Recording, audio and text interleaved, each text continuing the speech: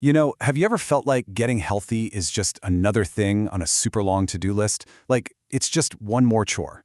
But what if we could look at it in a totally different way? Today, we're going to dive into some incredible insights from the book, Health and Wellness, Secrets That Will Change Your Life by Finley and Peter Landless. And here's the big idea. What if our health is actually deeply connected to our spiritual life? Like, it's a key part of living that full, abundant life God has planned for us. So let's explore this blueprint together. The authors kick things off with this really powerful idea. See, it's not about being the strongest person at the gym, or the smartest, or even the most spiritual person in isolation. Real health, true health, is all about harmony. It's this beautiful balance where your body, your mind, and your spirit are all working together, lifting each other up. It's a vision of being completely whole. And this is the question that just changes everything, doesn't it? The book really challenges us to see that our health isn't just a personal project, it's a spiritual one. Every single choice, from the food we decide to eat to how much rest we get, can actually be an expression of our love and honor for God.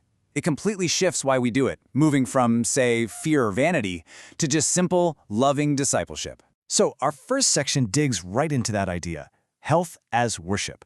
Now, this is not about getting tangled up in legalism or a bunch of strict rules. It's all about relationship. It's about getting past that do's and don'ts checklist and moving into this heartfelt response to God's love, really getting why our physical well-being matters so much in our spiritual walk. The Bible tells us that our bodies aren't really our own. They're temples of the Holy Spirit. Wow. That perspective just reframes everything about self-care, right? All of a sudden, it's not selfish at all. It's an act of stewardship. Taking care of this sacred space becomes this incredible spiritual responsibility. It's a real, tangible way to say, God, I honor you with the very life you've given me, and to keep our minds clear so we can connect with Him.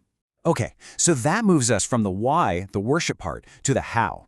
What is God's practical, physical blueprint for us to really thrive? The book makes it super clear that God gave us the principles for a vibrant life right from the very beginning. Okay, this is such a powerful statement. So many of us feel like we're victims of our genetics, right? We think we're just destined to get the same illnesses that run in our family. But the authors argue, and modern science totally backs us up, that our daily choices, they're often the deciding factor. We actually have agency. We get to play a role in our own health story. And this really highlights that critical difference. Look, while we can't change the risks we inherit, our empowered choices, what we eat, how we move, the rest we get, can literally switch certain genes on or off. We are not helpless, far from it. Our lifestyle is incredibly powerful. So what are these choices? Well, the book brings us back to two simple foundational principles. First, nutrition. It's all centered on God's original design, a vibrant, plant-based diet full of delicious things. This isn't about restriction. It's about the freedom and energy that come from eating from His good creation. And second, exercise. Daily movement isn't a punishment. It's literally medicine that heals the body, sharpens the mind, and can even feel like a moving prayer. Taking care of our bodies is absolutely essential, but we all know health goes way deeper than that. What about the stress, the anxiety, the turmoil we feel inside? That can be just as damaging as any physical problem. How does God's blueprint address the healing of our souls? And that brings us right to our third section, healing for the soul. This is where we get to explore the principles that build that inner peace, that emotional resilience, and a deep trust in God that really affects every single part of our being. In our culture of just go, rest is a revolutionary act. The book talks about the Sabbath not as some restrictive rule, but as God's divine gift of restoration. It's like a weekly appointment to just stop, to trust, and to let God heal our bodies, clear our minds, and recenter our souls. It's a declaration that our worth comes from Him, not from what we produce. The book also points to these powerful medicines for the heart. Gratitude, it actually changes your brain chemistry. Forgiveness, it literally releases a poison from your body, setting you free from the past. And hope, I'm not talking about wishful thinking, but a deep, solid assurance in God's love, is a healing force that no pill can ever replicate. These are spiritual practices with seriously profound physical results. All right, so we've covered the why and the what.